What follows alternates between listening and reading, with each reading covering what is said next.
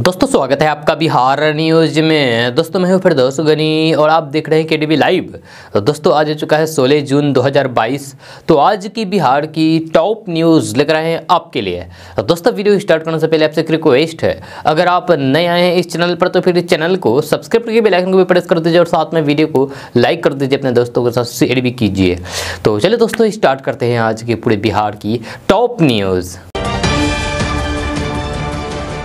दोस्तों आज बिहार न्यूज में सबसे पहले बात करते हैं कि अब नया घरेलू रसोई गैस कनेक्शन लेना महंगा हो गया है। जी हां, सरकारी पेट्रोलियम कंपनियों ने आज यानी कि गुरुवार 16 जून से घरेलू गैस कनेक्शन महंगा करने का फैसला कर दिया है। घरेलू रसोई गैस कनेक्शन के तहत 14 किलोग्राम वाले सिलेंडर के सिक्योरिटी अमाउंट में कंपनियों ने 750 रुपये का इजाफा कर दिया है।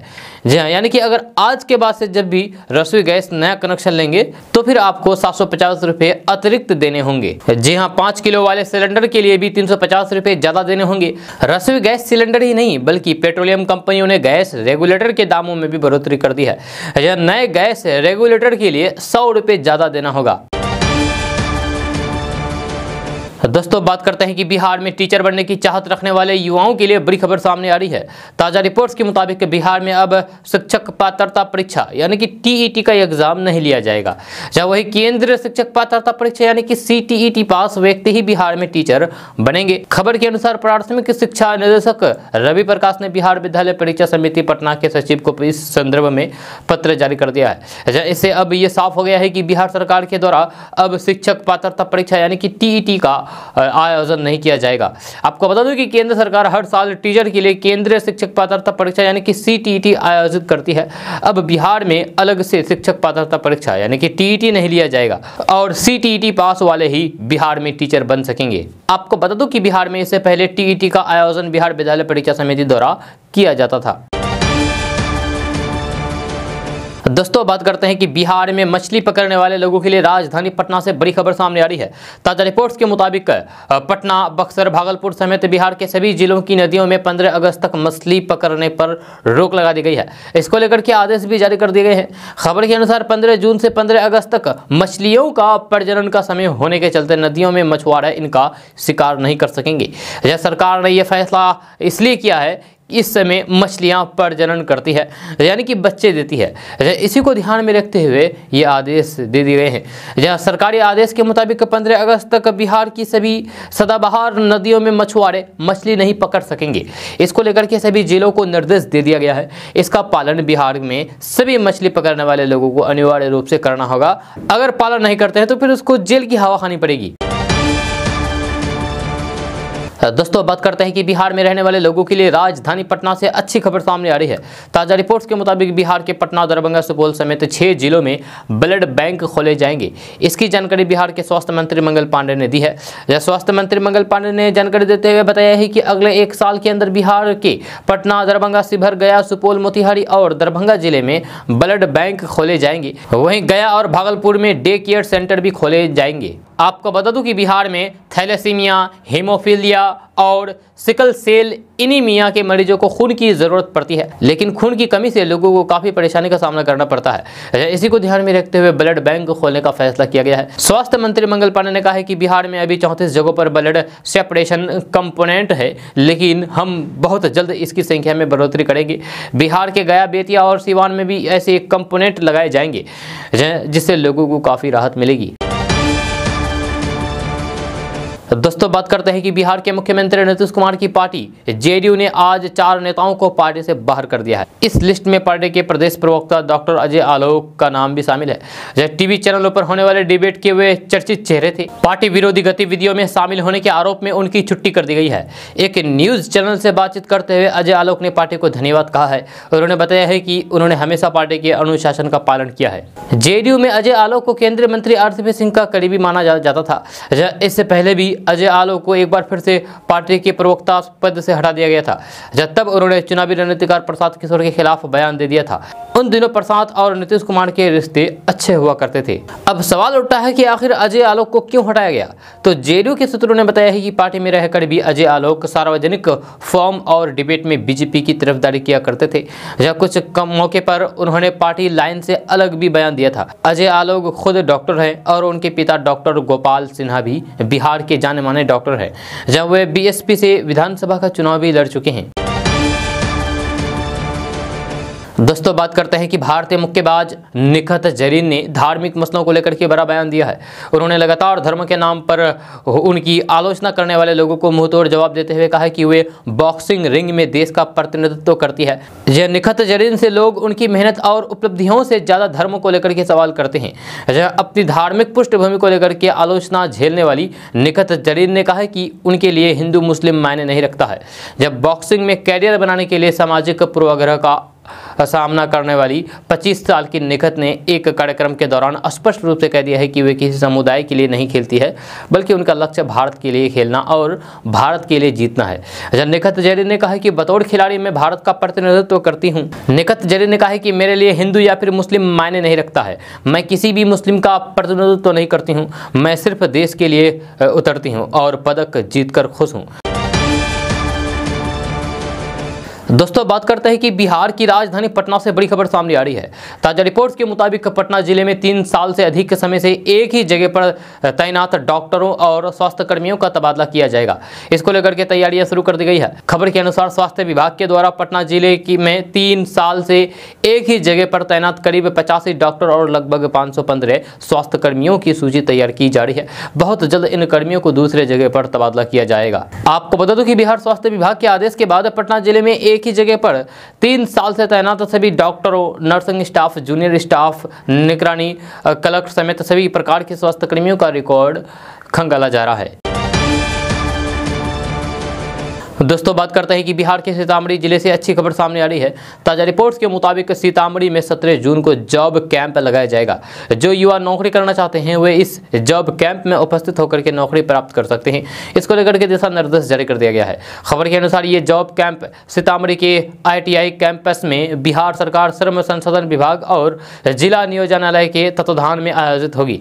यहाँ नॉन मैट्रिक से लेकर के उच्च डिग्रीधारियों को सीधी भर्ती की जाएगी। आपको बता दूं कि इस जॉब कैंप में करीब 25 कंपनियां आएगी और युवाओं को मेरिट के आधार पर नौकरी देगी। ये मेला सुबह 10 बजे से शाम 4 बजे तक चलेगा। इच्छुक और योग्य उम्मीदवार अपने दस्तावेजों के साथ मेले में उपस्थित हो सकते हैं। दोस्तों बात करते हैं कि बिहार में सत्तारूढ़ जेडीयू और सहयोगी बीजेपी के बीच जनसंख्या नियंत्रण को लेकर के मतभेद बढ़ रहे हैं। जब बीजेपी की बिहार इकाई के प्रमुख डॉक्टर संजय जायसवाल ने सुझाव दिया था कि बिहार की जनसंख्या को नियंत्रण करने के लिए सरकार केवल 2 बच्चों वाले लोगों को पुरस्कृत करे। डॉक्टर संजय जायसवाल के इस बयान पर जेडीयू ने प्रतिक्रिया दी है और बीजेपी पर इस मुद्दे पर लोगों को गुमराह करने का आरोप लगाया है। जेडीयू के MLC नीरज कुमार ने एक इंटरव्यू में बताया है कि बीजेपी बिहार की आबादी पर आधा सच बता रही है। संजय जायसवाल ने मांग की थी कि जिन लोगों के केवल 2 बच्चे हैं, सरकार प्रोत्साहन के रूप में उन्हें 25 किलो मुफ्त राशन और आयुष्मान स्वास्थ्य कार्ड दे।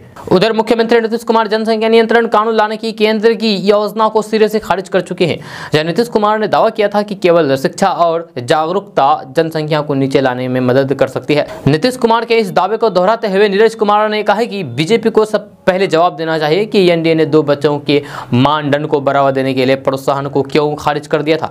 नीरज कुमार ने कहा है कि अटल बिहारी वाजपेयी सरकार ने जनसंख्या नियंत्रण आयोग का गठन किया था, जिसने उन सरकारी अधिकारियों को लाभ देने की सिफारिश की थी जिनके 2 से अधिक बच्चे नहीं हैं। लेकिन एनडीए सरकार ने इस विचार को खारिज कर दिया और शिक्षा को प्राथमिकता दी। दोस्तों बात करते हैं कि नेपाल और सीमांचल में लगातार हो रही बारिश से एक तरफ उत्तर बिहार की अधिकतर नदियों का जलस्तर बढ़ा हुआ है, तो वहीं दूसरी ओर 24 प्रमुख नदियां सूख गई है। इनके अलावा 22 नदियां ऐसी हैं जिनमें पानी ठहर गया है, जहां उनमें कोई बहाव नहीं है। खास करके दक्षिण बिहार की नदियों का हाल बहुत खराब है। जहाँ नदियों में कुछ जगहों पर तो एक बूंद भी पानी नहीं है और जहाँ पानी है वहाँ भी बहुत कम है। जब बिहार सरकार ने भी माना है कि बिहार की नदियाँ गहरे संकट में हैं, जहाँ आने वाले समय में स्थिति और भयावह हो सकती है। जब नालंदा जिले से बहने वाली नदियों के हालात सबसे बुरे हैं। जहाँ नालंदा जिले की 7 नदियों में बिल्कुल भी पानी नहीं है।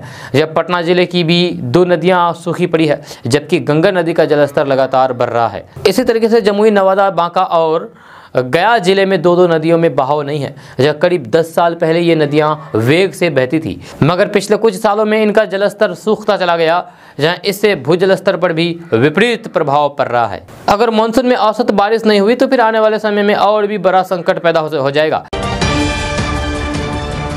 अब दोस्तों बात करते हैं कि अगले 1.5 साल में 10 लाख नौकरियां देने की प्रधानमंत्री नरेंद्र मोदी की घोषणा के बाद बिहार में राजनीति तेज हो गई है। जब भाजपा की ओर से सुशील कुमार मोदी और जेडीयू की ओर से आरसीपी सिंह ने इसका स्वागत किया तो फिर आरजेडी ने इसे जुमला करार दिया है।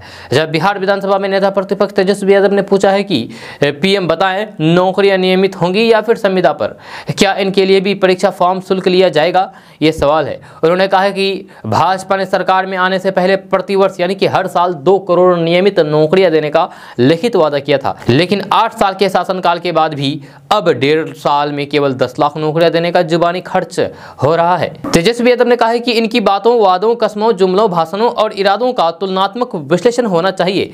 इनके झूठ की कोई सीमा नहीं है। दोस्तों बात करते हैं कि बिहार में 9वीं से 12वीं तक की कक्षाओं के लिए ई कंटेंट तैयार किया जाएगा। इसको लेकर के बिहार बोर्ड ने विशेषज्ञों की टीम बनाई है। ई कंटेंट में सारे विषयों को शामिल किया गया है। जिला शिक्षा विभाग कार्यालय से प्राप्त जानकारी के अनुसार बिहार बोर्ड द्वारा 9वीं से 12वीं तक की सभी विषयों का ई कंटेंट तैयार किया जा रहा है। गर्मी की छुट्टी तक स्कूलों को ई कंटेंट उपलब्ध करवाने के साथ ही सभी विद्यार्थियों को उनके मोबाइल पर भी सिलेबस की सॉफ्ट कॉपी उपलब्ध करवा दी जाएगी। आपको बता दें कि 9वीं से 12वीं तक की किताबों की कमी आए दिन विद्यार्थियों को होती है। जब किताबों की कमी को दूर किया जा सके, इसके लिए बोर्ड पूरे सिलेबस का ई कंटेंट तैयार कर रहे हैं। दोस्तों बात करते हैं कि बिहार के बेगूसराय में एक मवेशी डॉक्टर का पकड़वा विवाह का मामला सामने आया है। जब परिवार वालों का आरोप है कि सोमवार को डॉक्टर घर से मवेशियों का इलाज कराने के लिए निकला था। रास्ते में उसका अपहरण कर लिया गया और मंदिर में शादी करा दी गई। लड़के वालों ने थाने में शिकायत दर्ज कराई है। जब पुलिस डॉक्टर की तलाश में कई जगह छापेमारी कर रही है। ये मामला जिले के तेघरा थाना क्षेत्र के पिढोली गाँव का है। यहाँ के निवासी सुबोध कुमार झा ने अपने बेटे डॉक्टर सत्यम कुमार का अपहरण करके शादी करने का लिखित आवेदन पुलिस को दी है। उनका कहना है कि सत्यम कुमार को मवेशी का इलाज करने के लिए हसनपुर गांव के विजय सिंह ने बुलाया था। उसके बाद उसका अपहरण कर लिया गया और जबरन शादी करा दी गई, यानी कि पकड़वा विवाह का मामला सामने आया है। जब पुलिस डॉक्टर की बरामदगी के लिए छापेमारी कर रही है, लेकिन अब तक कामयाबी हाथ नहीं लगी है। दूसरी ओर एक वीडियो सामने आया है जिसमें सत्यम मंदिर में शादी के लिए बैठा हुआ है। हम आपको तस्वीर दिखा रहे हैं। सत्यम के बगल में शादी के जोड़े में लड़की है और उसकी शादी कराई जा रही है। अब तक स्पष्ट नहीं हुआ है कि सत्यम वहां अपनी मर्जी से गया या फिर उसकी जबरन शादी करा दी गई पकड़ धकर करके।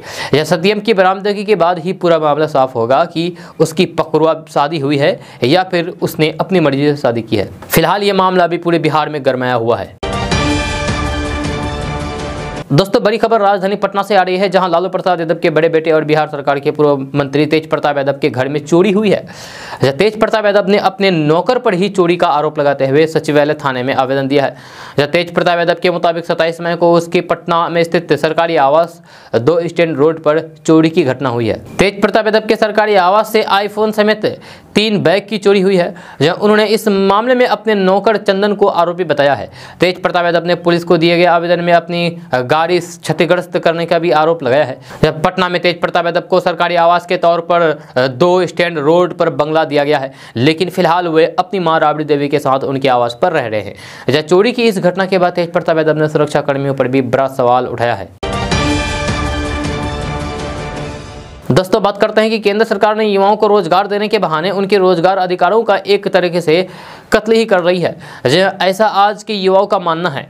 हाल ही में रक्षा मंत्री राजनाथ सिंह और तीनों सेनाओं के प्रमुख ने दिल्ली में एक स्कीम का ऐलान किया था और ये स्कीम अग्निपथ स्कीम के तहत 17.5 साल से अधिक और 21 साल की आयु के युवाओं को अग्निवीर के तौर पर भर्ती किया जाएगा और उन्हें 4 साल के लिए नौकरी दी जाएगी। युवाओं को 4 साल की सरकारी नौकरी का सरकार का लॉलीपॉप रास नहीं आया, जिसके कारण युवाओं ने अग्निपथ योजना का विरोध करना शुरू कर दिया। इसकी शुरुआत बिहार से हुई है, जहां बक्सर में युवाओं ने ट्रेन रोक दी। जब वही मुजफ्फरपुर में लोग सड़कों पर उतर आए और जमकर के सरकार के खिलाफ नारेबाजी शुरू कर दी। बक्सर में आक्रोशित युवाओं ने ट्रेन को रोक दिया और हल्ला करने लगे। जब प्रावधानों का विरोध कर रहे युवाओं का कहना है कि महज 4 साल के लिए भर्ती किया जाना रोजगार के अधिकार का हनन करना है। जहां उनमें से ही 25% युवाओं को आगे सेना में नियमित नौकरी के लिए चुना जाएगा और इसके लिए अलग से स्क्रीनिंग होगी। अग्निवीर के तौर पर काम करने के बाद सेवा मुक्त पर युवाओं को 11 लाख रुपए का एक मुफ्त पैकेज देकर के विदा कर दिया जाएगा। दोस्तों अब बात करते हैं कि जलवायु परिवर्तन के कारण बदलते मौसम और बढ़ती गर्मी के चलते सिर्फ फसलों पर ही नहीं बल्कि बागवानी पर भी असर पड़ रहा है। सरकार की एक रिपोर्ट के मुताबिक बढ़ते तापमान के चलते पपीता, आम, सेब, किन्नू सहित तमाम फलों की पैदावार पर भी असर पड़ा है, जब बेहद गर्मी के चलते नींबू की पैदावार भी घटी है। दरअसल Indian council for agriculture research यानी कि ICAR के हैदराबाद में स्थित संस्थान central research institute for dry land agriculture की ओर से एक रिपोर्ट जारी की गई है। इसमें बदलते मौसम, बढ़ती गर्मी और हीट वेव के असर को साफ तौर पर दिखाया गया है। इस रिपोर्ट को देश भर के कृषि वैज्ञानिक केंद्र और कृषि से जुड़े संस्थानों से आंकड़े जुटा करके तैयार किया गया है। रिपोर्ट के मुताबिक गर्मी बढ़ने से फलों के पौधे पर कीड़े के हमले बढ़े हैं। हिमाचल प्रदेश में सेब के पेड़ों में संक्रमण, इन्फेक्शन और पत्ते गिरने के मामले सामने आए हैं, जहाँ वहीं बेर के पेड़ों में कम फसल आए हैं। रिपोर्ट्स के मुताबिक बिहार, झारखंड और मध्य प्रदेश के कई जिलों में आम के पेड़ों पर हीट वेव का असर देखा गया है। हीट वेव के चलते आम के पेड़ों पर बोर जल्द गिर जाने के मामले सामने आए हैं। जब बिहार के दरभंगा, झारखंड के गोड्डा और मध्य प्रदेश के टिकरगंज जिले में आम के पेड़ पर फलों के सामान्य से छोटा हो जाने के मामले सामने आए हैं। दोस्तों बात करते हैं कि भारतीय रेल ने देश के करोड़ों यात्रियों के लिए एक जरूरी सूचना जारी कर दी है। जब भारतीय रेल के उत्तर रेलवे जोन के क्षेत्राधिकार में ट्रैफिक और पावर ब्लॉक लिया जा रहा है, जिसकी वजह से यहां से होकर के गुजरने वाली कई ट्रेनों के रूट में बदलाव किया गया है। इसके अलावा कई ट्रेनों को रास्ते में नियंत्रित कर लिया जाएगा। जहां उत्तर रेलवे के क्षेत्राधिकार के होने वाले इस ट्रैफिक और पावर ब्लॉक की वजह से उत्तर प्रदेश, बिहार, पश्चिम बंगाल, झारखंड, उड़ीसा, असम, अगरतला जाने वाली ट्रेनें प्रभावित होगी। लिहाजा यूपी और बिहार जाने वाले यात्रियों को सबसे ज्यादा दिक्कतों का सामना करना पड़ेगा। दोस्तों बात करते हैं कि सीमांचल के रास्ते दक्षिण पश्चिमी मानसून का बिहार में प्रवेश हो गया है, जहां इसके प्रभाव से किशनगंज, पूर्णिया जैसे जिलों में बारिश हुई है। जहां नेपाल में भी मानसून के सक्रिय होने से तराई के इलाकों में लगातार मूसलाधार बारिश हो रही है। जहां नेपाल में तेज बारिश के कारण बिहार में नदियों का जलस्तर बढ़ने लगा है। जहां सीमावर्ती जिलों में इसका परिणाम भी स्पष्ट होने लगा है। किशनगंज में भी स्थानीय नदियों का जलस्तर बढ़ने से लोगों की समस्याएं बढ़ गई है। नदियों का जलस्तर बढ़ने से फौरी तौर पर बनाया गया पुल पानी के तेज बहाव में बह गया है। जहां इससे लोगों का नदी पार करना मुश्किल हो गया है। जहां इससे तकरीबन 25,000 लोगों के प्रभावित होने की बात कही गई है। जहां नेपाल के तराई क्षेत्र में लगातार बारिश से किशनगंज जिले की नदियां उफान पर है। टेरागाछ प्रखंड क्षेत्र के हवाकोल पंचायत के खुरखुरिया घाट रेतुआ नदी पर बना चचरी पुल मंगलवार देर शाम पानी के तेज बहाव में बह गया। आपको बता दें कि कलियागंज एवं पलासी क्षेत्र की लाइफ लाइन माने जाने वाली हवाकोल में स्थित रेतुआ घाट पर सहायक नदी पर बना चचरी पुल के ध्वस्त होने से यातायात बाधित हो गया है। इससे लगभग 25,000 की आबादी प्रभावित हुई है। दोस्तों बात करते हैं कि बिहार में किसानों की आय बढ़ने के लिए सरकार बागवानी के साथ साथ जमीन के अंदर पैदा होने वाले फसलों पर किसानों को अनुदान देगी। कृषि विभाग के उद्यान निदेशालय ने यह पहल मानसून के पहले ज्यादा से ज्यादा बागवानी को बढ़ावा देने के उद्देश्य से की है। इसमें मुख्य रूप से आम, लीची और अमरूद के बाग में अदरक, हल्दी और ओल की खेती के लिए किसानों को कृषि विभाग के अधिकारी प्रेरित करेंगे। इससे किसानों की खेती पर लगने वाली लागत को कम करने के लिए अनुदान का प्रावधान किया गया है। एकीकृत उद्यान विकास योजना के तहत भागलपुर, सहरसा, सीतामढ़ी, शिवहर, मुजफ्फरपुर, वैशाली, समस्तीपुर, पूर्वी चंपारण, पश्चिमी चंपारण, दरभंगा, बेगूसराय एवं खगड़िया जिला है। किसानों को योजना का लाभ लेने के लिए उद्यान निदेशालय की वेबसाइट पर ऑनलाइन आवेदन करना होगा। किसानों को प्रोत्साहित करने के लिए 50% तक अनुदान का प्रावधान किया गया है। अनुदान लेने के लिए एक किसान को कम से कम 0.36 हेक्टेयर यानी कि 90 डेसिमिल में खेती करनी होगी। दोस्तों बात करते हैं कि बिहार नालंदा का नीमाकोल निवासी 11 साल का सोनू कुमार अब जाना माना चेहरा बन गया है। यह सोशल मीडिया पर वे खूब वायरल हो चुका है। सबको मुख्यमंत्री नीतीश कुमार से उसकी भोली डिमांड अंदर तक छू गई। एलन कोचिंग निदेशक ब्रजेश महेश्वरी भी उनमें से एक रहे हैं। जब बच्चों की पढ़ाई को लेकर के तल्लक और उसकी परिस्थितियों से हार न मानने का जज्बा और कुछ कर दिखाने का आत्मविश्वास उन्हें भा गया और फिर एलन कोचिंग संस्थान के दरवाजे उसके लिए खोल दिए गए और वादा किया है कि उसके रखने, खाने पीने, कपड़ा सबका इंतजाम एलन करेगा तब तक जब तक वे प्रशासनिक अधिकारी बनने तक का सपना पूरा नहीं कर लेता। सोनू कुमार राजस्थान के कोटा पहुंच चुका है। उसने यहां कक्षा 6 में एडमिशन लिया है। खुश है और अब मंजिल दूर नहीं है। खूब मेहनत करेगा और जिस मुकाम को पाने की ख्वाहिश है उसे पूरा भी करेगा। सोनू कोटा एलन में रह करके पढ़ाई करेगा। इसकी जानकारी संस्थान ने नहीं बल्कि खुद सोनू कुमार ने शेयर की है। सोनू कुमार ने खुद वीडियो जारी करके एलन में दाखिला लेने की पुष्टि की है। नालंदा के हरनौत प्रखंड के नीमाकोल निवासी 11 वर्षीय सोनू कुमार नामांकन 13 जून को कोटा में हो गया। गया था। जब उसके इस सफर में नालंदा से कोटा, चचा, मामा संग कई और जाने माने लोग शामिल हुए। दोस्तों बात करते हैं कि वायु प्रदूषण के कारण भारतीयों का जीवन 5 साल तक घट रहा है। जैसे शिकागो विश्वविद्यालय के एनर्जी पॉलिसी इंस्टीट्यूट द्वारा निर्मित वायु गुणवत्ता जीवन सूचकांक के लेटेस्ट एडिशन को जारी किया है, जहां इस सूचकांक 2020 के आंकड़े पर आधारित है। जहां इस अध्ययन में वायु प्रदूषण का संभावित जीवन काल पर पड़ने वाले प्रभावों को बताया गया है। जहां सूचकांक के मुताबिक देश की राजधानी दिल्ली ने एक बार फिर से दुनिया के सबसे प्रदूषित शहरों की सूची में शीर्ष स्थान पाया है। दिल्ली में वायु प्रदूषण धूम्रपान से ज्यादा खतरनाक हो चुका है। धूम्रपान से संभावित जीवन में 1.5 साल की कमी आती है, लेकिन दिल्ली में वायु प्रदूषण से जिंदगी करीब 10 साल तक कम हो सकती है। दोस्तों बात करते हैं कि कटिहार जिले के रोतारा गांव में मैंगो मैन की बागियां इन दिनों खूब सुर्खियों में है। जब पेशे से किसान कालिदास के 10 एकड़ बागियों में करीब 500 आम के पेड़ मोदी, योगी, विवेकानंद और चित्तरंजन समेत कई महान शक्तियों के नाम पर मौजूद है। इनमें सबसे ज्यादा डिमांड मोदी, योगी और विवेकानंद नाम के पेड़ों के आम की है। इस बागियों के आम का स्वाद लेने के लिए लोग दूर दराज से खरीदारी करने के लिए पहुंच रहे हैं। आपको बता दूं कि मैंगो मैन के नाम से चर्चित कालिदास बनर्जी रोतारा गांव में यानी कि कटिहार के रोतारा गांव में रहते हैं। अब उनकी ख्वाहिश है कि अपनी बगिया में जीते जी देश के पूर्व राष्ट्रपति APJ अब्दुल कलाम के नाम से आम के पेड़ हो। कालिदास बचपन से ही आम की खेती करते करते इतने विनुप हो गए हैं कि अब इनको मैंगो मैन के नाम से भी जाना जाता है। ये हमेशा आम पर क्रॉस क्राफ्टिंग विधि के प्रयोग से आम का नया नस्ल तैयार करते हैं, जिसका स्वाद देश और दुनिया के बाकी आमों से बिल्कुल भी अलग होता है। जहां अलग किस्म की स्वादिष्ट आम का ये नामकरण भी करते हैं और उसे कृषि विश्वविद्यालय से उस नाम से आम का DNA टेस्ट और फिर आम को दिए गए उस नाम को पेटेंट भी करवाते हैं। जहां इसकी बागियों के आम व्यापारियों के द्वारा अलग अलग बाजारों में देश के कई राज्यों में भेज करके बेचते हैं। मैंगो मैन कालिदास की माने तो उन्होंने अब तक अपने राष्ट्रवादी बगीचे से देश की कई महापुरुष, स्वतंत्रता सेनानी और राजनेताओं के नाम से आमों का नामांकन किया है। जैसे स्वतंत्रता सेनानी चित्तरंजन दास के नाम से चित्तरंजन आम है, वैसे ही स्वामी विवेकानंद के नाम पर विवेकानंद आम को देश के अलग अलग राज्यों के बाजारों में अपनी पहचान दिलवाया है। अब देश के प्रधानमंत्री नरेंद्र मोदी और उत्तर प्रदेश के मुख्यमंत्री योगी आदित्यनाथ के नाम से भी मोदी योगी आम का क्रॉस क्राफ्टिंग करके बिल्कुल भी नए आम को बाजारों में उतारा है। जब मैंगो मैन की ख्वाहिश है कि अपने जीते जी देश के पूर्व राष्ट्रपति APJ अब्दुल कलाम के नाम से नए आम का उत्पादन करें।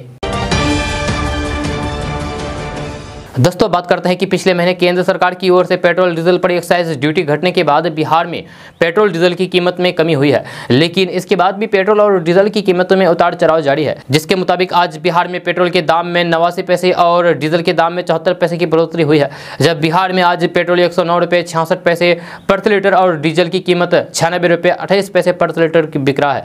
वहीं राजधानी पटना में आज पेट्रोल 107 रुपये 59 पैसे प्रति लीटर और डीजल 94 रुपये 36 पैसे प्रति लीटर है। यहाँ पेट्रोल की कीमत में 17 पैसे और डीजल की कीमत में 16 पैसे की कमी हुई है। दरअसल महंगाई से जूझ रही जनता के लिए केंद्र सरकार ने बीते शनिवार को राहत भरा फैसला लिया। जब वित्त मंत्री निर्मला सीतारमण ने पेट्रोल और डीजल से केंद्रीय उत्पाद शुल्क में कमी का ऐलान किया। इसके बाद डीजल की कीमतों में 7 रुपये और पेट्रोल की कीमतों में 9 रुपये 50 पैसे की कमी हो गई। इतना ही नहीं, केंद्र सरकार ने गैस सिलेंडर की कीमतों में भी 200 रुपये की सब्सिडी देने का ऐलान किया है। दोस्तों बात करते हैं कि बिहार में मुख्यमंत्री ग्राम संपर्क योजना की सड़कों में गड़बड़ी पाए जाने पर इंजीनियरों और ठेकेदारों पर कार्रवाई होगी। इन सड़कों का स्थल निरीक्षण विश्व बैंक यानी कि WHO की मिशन टीम बहुत जल्द करेगी। जी हाँ, पिछले महीनों में भी विश्व बैंक की सामाजिक और पर्यावरण टीम सहित तकनीकी टीम ने विश्व बैंक के सहयोगी से चलने वाली मुख्यमंत्री ग्राम संपर्क योजना की सड़कों का निरीक्षण करके कई गलतियों को पकड़ी थी। टीम ने ग्रामीण कार्य विभाग के समस्तीपुर, चकिया, मोतिहारी, मुजफ्फरपुर पूर्वी और महुआ कार्य प्रमंडलों का दौरा किया था। इसके बाद सड़कों को ठीक करने का ग्रामीण कार्य विभाग के अधिकारियों और इंजीनियरों को निर्देश दिया था। विभाग ने सभी कार्यपालक अभियंताओं को निर्देश पर अमल करने के लिए कहा है। सूत्रों के अनुसार ग्रामीण कार्य विभाग के अंतर्गत विश्व बैंक के सहयोग से मुख्यमंत्री ग्राम संपर्क योजना के पहले, दूसरे और तीसरे बेच के तहत सड़कों का निर्माण और मॉनिटरिंग किया जा रहा है। इसके तहत करीब 33,900 किलोमीटर लंबाई में सड़कों और 321 पुलों का निर्माण करीब 27,904 करोड़ रुपए की लागत से करने की मंजूरी दी गई है। इसमें से करीब 19,441 किलोमीटर लंबाई में सड़कों और एक पुल का निर्माण हो चुका है। दोस्तों बात करते हैं कि राज्यसभा चुनाव भले ही हो चुके हो, लेकिन बिहार की राजनीति में केंद्रीय इस्पात मंत्री आरसीपी सिंह का मामला ठंडा होने का नाम नहीं ले रहा है। जब पहले उन्हें राज्यसभा का टिकट नहीं मिला और केंद्रीय मंत्रिमंडल से बाहर होने का खतरा मंडरा रहा है, जब ऊपर से अब जेडीयू में भी उनका कद घटता जा रहा है। मंगलवार को जेडीयू ने आरसीपी सिंह के करीबी नेताओं को अनुशासनहीनता का हवाला देते हुए पार्टी से बाहर कर दिया। जब अब पार्टी के संसदीय बोर्ड के अध्यक्ष उपेंद्र कुशवाहा का बड़ा बयान सामने आया है। जब उपेंद्र कुशवाहा ने कहा है कि आरसीपी सिंह को नैतिकता के आधार पर अपना पद छोड़ देना चाहिए, मंत्री बने रहने का कोई भी औचित्य नहीं बचता है। इधर आरसीपी सिंह ने कहा है कि जब तक कोई व्यक्ति संसद का सदस्य है तब तक आराम से मंत्री रह सकता है, जहां अगर सदस्य नहीं है तो फिर नैतिकता होनी चाहिए। आरसीपी सिंह अभी जिस स्थिति में है उसमें उनके केंद्र में मंत्री बने रहने का कोई भी औचित्य नहीं है। उन्हें इस्तीफा देने में देर नहीं करनी चाहिए। जदयू में आरसीपी सिंह की भूमिका के सवाल पर उपेंद्र कुशवाहा ने कहा कि ये पार्टी का एजेंडा नहीं है, आरसीपी सिंह को खुद तय करना होगा कि उनकी भूमिका क्या है। जानकारों की माने तो केंद्रीय मंत्री बनने के पहले आरसीपी सिंह ने जेडीयू के नेताओं से सहमति नहीं ली थी। यही कारण है कि जेडीयू के कई नेता उनसे नाराज होते चले गए और ना ही उन्हें जदयू और फिर ना ही भाजपा की तरफ से राज्यसभा में उतारा गया। अब आरसीपी सिंह की राज्यसभा सदस्य 7 जुलाई को खत्म हो रही है। जब मानसून के आने से लोगों को गर्मी से राहत मिली है, हालांकि बिहार के कई जिलों में अभी भी गर्मी की तपिश से लोगों को दो चार होना पड़ रहा है। मिली जानकारी के अनुसार झारखंड के जमशेदपुर और आसपास के इलाकों में मूसलाधार बारिश हो रही है। इसके लिए मौसम विभाग ने पहले ही संकेत दे दिया था कि 15 जून से मानसून प्रवेश कर जाएगा। जब मानसून के प्रवेश करते ही कई इलाकों में झमाझम बारिश शुरू हो गई है, जबकि कई इलाकों में आकाश में बादल छाए हुए हैं। इससे तापमान गिरावट आई है और लोगों को गर्मी से राहत मिली है। दूसरी ओर बिहार में मौसम विभाग ने 11 जिलों में बारिश को लेकर के अलर्ट जारी कर दिया है। वहीं 5 जिलों में लू पड़ने की आशंका जताई है। मौसम विभाग के अनुसार बिहार के पश्चिमी चंपारण, पूर्वी चंपारण, किशनगंज, पूर्णिया, कटिहार, सीतामढ़ी, मधेपुरा, अररिया, सुपौल, शिवहर और मधुबनी जिले में मेघ गर्जन के साथ बारिश होने की संभावना जताई है। इनमें से कई जिलों में बारिश हुई भी है, इससे उन इलाकों के मौसम खुशनुमा हुआ है।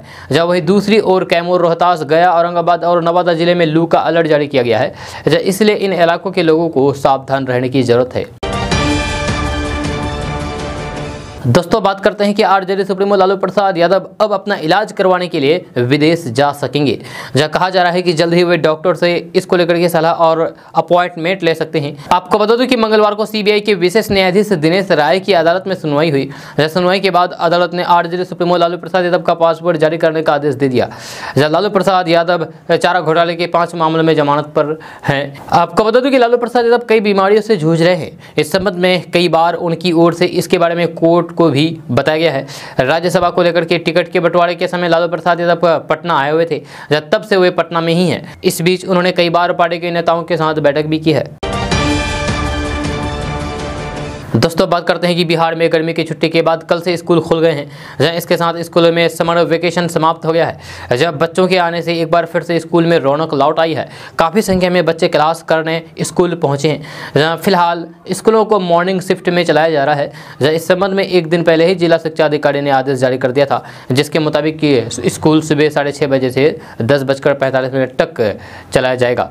जब प्राइमरी स्कूल में भी बच्चों के क्लास चल रहे हैं। जिला शिक्षा अधिकारी के आदेश के अनुसार प्राइमरी स्कूल में छुट्टी के बाद बच्चों को मध्याह्न भोजन दिया जाएगा। दोस्तों बात करते हैं कि इस महीने में बैंकों की हड़ताल होने वाली है। इसके चलते बैंकों का कामकाज लगातार 3 दिन बंद रहेगा। अपनी मांगों के समर्थन में United forum of bank unions की ओर से वाणिज्यिक बैंकों में हड़ताल की घोषणा की गई है। अगर आपका बैंक में अधिक आना जाना है तो फिर बेहतर होगा कि इसके पहले ही अपने जरूरी काम पूरा कर लें। बैंकों के कर्मचारी 5 डेज बैंकिंग पेंशन अपडेशन और 31 मार्च 2010 के बाद योगदान करने वाले स्टाफ के लिए एनपीएस के बदले पुरानी पेंशन योजना की मांग कर रहे हैं। All India bank officers association के संयुक्त सचिव डीएन त्रिवेदी ने बताया है कि हड़ताल के कारण बिहार में वाणिज्यिक बैंकों की 5065 शाखाओं में कामकाज ठप रहेगा। इससे 7000 करोड़ रुपए का कारोबार बाधित होगा। 27 जून की बैंक हड़ताल के कारण एक दिन बैंकों में काम ठप रहेगा। हालांकि बैंक 3 दिन लगातार बंद रहेंगे। 25 जून को महीने का चौथा शनिवार है। नियम अनुसार दूसरे और चौथे शनिवार को बैंक बंद रहते हैं। 26 जून को रविवार का साप्ताहिक अवकाश रहेगा। इस तरीके से 25, 26 और 27 जून को बैंक बंद रहेंगे। दोस्तों बात करते हैं कि केंद्र सरकार ने कहा है कि देश में 50% ग्रामीण परिवारों तक नल का पानी पहुंच चुका है। ये ऐसे समय में हुआ है जब केंद्र में मोदी सरकार के 8 साल पूरे हुए हैं। जल जीवन मिशन की आधिकारिक वेबसाइट के अनुसार 14 जून 2022 तक भारत के 5 राज्यों में 100% नल का पानी पहुंच चुका है। जहां ये राज्य है गोवा, तेलंगाना, अंडमान और निकोबार द्वीप, पुडुचेरी, दादर नगर हवेली और हरियाणा।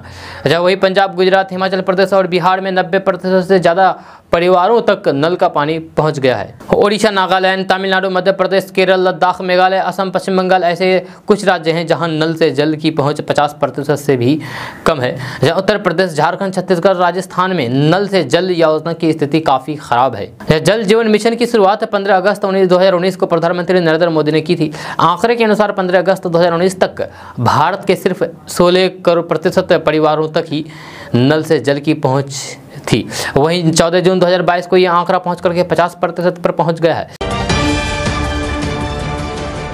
दोस्तों बात करते हैं कि राजधानी पटना से लगातार कई साइबर क्राइम सामने आ रहे हैं। जो हैरानी की बात यह है कि अपराधी इतने शातिर होते जा रहे हैं कि टेक्नोलॉजी में तेज लोग भी इनके चपेट में आ रहे हैं। जब मामला राजीव नगर थाना के रोड नंबर 4 का है। यहाँ के रहने वाले सीमांत कुमार ठगी के शिकार हो गए, जिसके बाद उन्होंने अज्ञात साइबर अपराधियों के खिलाफ थाने में FIR दर्ज कराई है। आपको बता दूं कि पीड़ित सीमांत कंपटीशन की तैयारी करता है। सीमांत ने पुलिस को बताया है कि 6000 लोन के बाद साइबर अपराधी मुझसे 28,000 रुपये अब तक वसूल चुका है, लेकिन इन अपराधियों का अब भी मन नहीं भरा है। सीमांत का कहना है कि वह एक स्टूडेंट है और अपराधियों को देने के लिए उसके पास पैसे नहीं हैं। हैरानी की बात यह भी है कि इतने पैसे वसूलने के बाद भी ये अपराधी सीमांत और उसके परिवार वालों के साथ गाली गलौज कर रहे हैं। इतना ही नहीं, उन्हें सोशल मीडिया पर बदनाम करने की भी धमकी दी जा रही है। सीमांत ने पुलिस को बताया है कि साइबर शातिर और पैसे की मांग कर रहे हैं।